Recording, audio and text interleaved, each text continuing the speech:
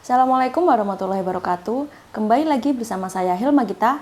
Kali ini kita akan membahas tentang diabetes. Apa sih diabetes itu? Dan mengapa diabetes dapat menyerang kalangan anak muda? Lalu apa saja penyebabnya? Mari kita bahas lebih lanjut. Diabetes adalah penyakit kronis yang ditandai dengan ciri-ciri berupa tingginya kadar gula atau glukosa dalam darah. Nah, apa sih glukosa itu? Glukosa merupakan sumber energi utama bagi sel tubuh manusia. Tapi kalian tahu nggak? Semakin tinggi glukosa dalam darah dapat menyebabkan berbagai gangguan organ tubuh. Salah satunya yaitu diabetes. Kadar gula dalam darah dikendalikan oleh hormon insulin yang diproduksi oleh pankreas. Namun pada penderita diabetes, pankreas tidak dapat memproduksi insulin sehingga sel-sel dalam tubuh tidak dapat menyerap dan mengolah glukosa menjadi energi. Secara umum, diabetes dibedakan menjadi dua jenis, yaitu diabetes tipe 1 dan juga diabetes tipe 2. Untuk diabetes tipe 1 terjadi karena sistem kekebalan tubuh si penderita menyerang dan juga menghancurkan sel-sel pankreas yang memproduksi insulin. Hal ini menyebabkan peningkatan kadar glukosa dalam darah yang mengakibatkan terjadinya kerusakan pada organ-organ tubuh. Diabetes tipe 1 dikenal juga dengan diabetes autoimun. Untuk pemicunya sendiri masih belum dapat diketahui dengan pasti. Namun dugaan paling kuat disebabkan oleh faktor genetik yang dipengaruhi oleh faktor lingkungan. Seseorang akan lebih mudah mengalami diabetes tipe 1 jika memiliki beberapa faktor sebagai berikut. Yang pertama yaitu memiliki keluarga dengan riwayat diabetes tipe 1, yang kedua menderita infeksi virus, yang ketiga orang berkulit putih, dan yang terakhir adalah diabetes tipe 1 banyak terjadi pada usia 4-7 tahun dan 10-14 tahun.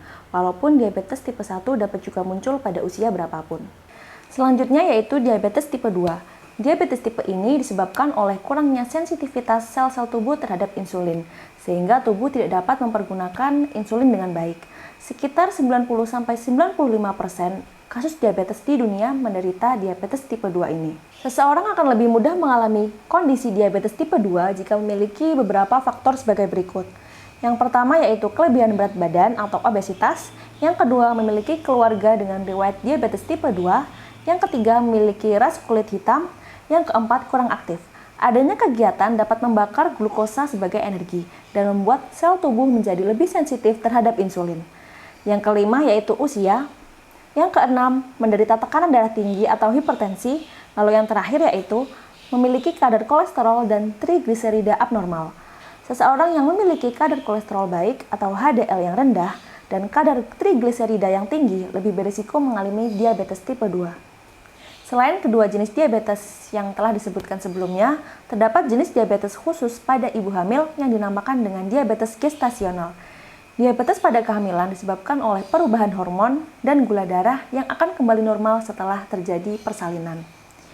Khusus pada wanita, ibu hamil yang menderita diabetes gestasional dapat lebih mudah mengalami diabetes tipe 2. Selain itu, wanita yang memiliki riwayat penyakit polycystic ovarium syndrome atau yang biasa disebut dengan PCOS juga lebih mudah mengalami diabetes tipe 2. Dan yang lebih menyeramkan lagi, ternyata diabetes juga bisa menyebabkan berbagai komplikasi loh.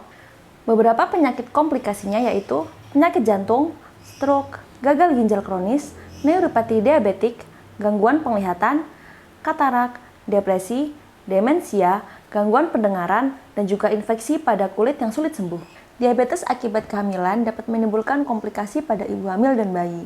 Contoh komplikasi pada ibu hamil yaitu preeklamsia. Yang menjadi pertanyaan sekarang adalah siapakah yang beresiko terkena diabetes? Gejala diabetes biasanya berkembang secara bertahap. Namun seringkali diabetes tidak dapat didiagnosis pada awal kemunculannya karena kurangnya gejala yang tampak. Maka dari itu, orang-orang beresiko terkena penyakit ini dianjurkan untuk menjalani pemeriksaan rutin. Orang yang paling beresiko terkena diabetes memiliki ciri-ciri diantaranya yaitu orang yang berusia di atas 45 tahun, kemudian wanita yang pernah mengalami diabetes gestasional saat hamil, kemudian orang yang memiliki indeks massa tubuh atau BMI di atas 25, dan yang terakhir adalah orang yang sudah didiagnosis menderita prediabetes. Tes gula darah menjadi pilihan utama untuk memastikan apakah seseorang terkena diabetes atau tidak, baik itu diabetes tipe 1 ataupun tipe 2. International Diabetes Federation mengungkapkan saat ini setidaknya 1 dari 10 orang atau sebanyak 537 juta orang di dunia hidup dengan diabetes.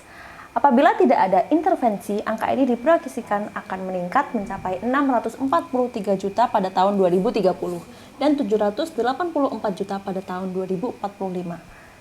Penyakit ini juga telah menyebabkan 6,7 juta kematian pada tahun 2021. Diperkirakan terdapat 1 orang meninggal setiap 5 detik akibat diabetes.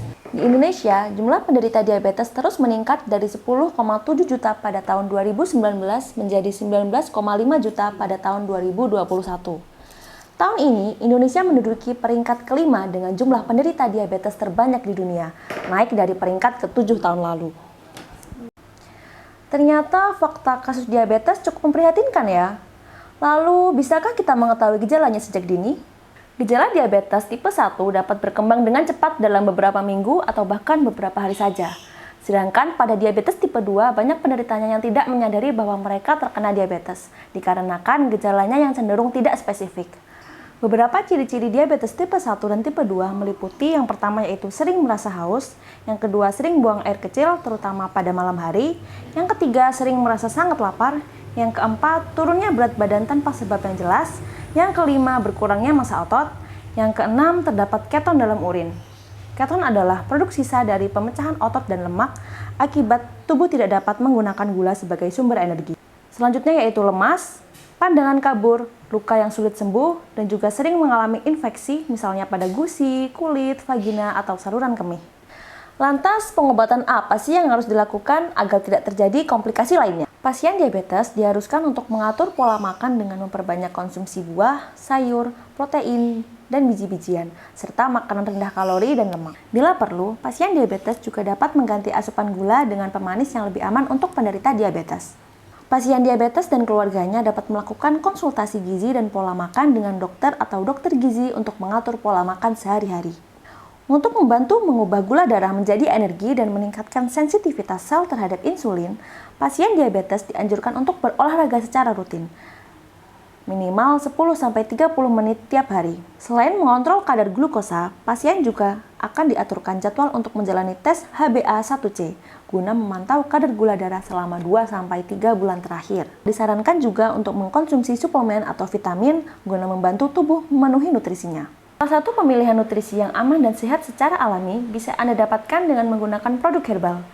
Produk herbal dengan kandungan VCO yang tinggi mampu memenuhi nutrisi dalam tubuh sebanyak 55%. Sasak Herbal Oil merupakan produk herbal dengan kandungan VCO sebanyak 75% serta 25% bahan herbal lainnya yang dapat membantu meregenerasi sel-sel dalam tubuh. Nah, sekian dulu penjelasan tentang diabetes kali ini. Jika Anda masih memiliki pertanyaan mengenai diabetes ataupun masalah kesehatan lainnya, bisa tinggalkan pertanyaan Anda di kolom komentar dan akan kami jawab pada pertemuan selanjutnya. Jangan lupa untuk like, share, subscribe, dan komen channel kita agar kita menjadi lebih semangat untuk menyebarkan informasi kesehatan kepada kalian semua. Terima kasih dan salam sehat untuk kita semua.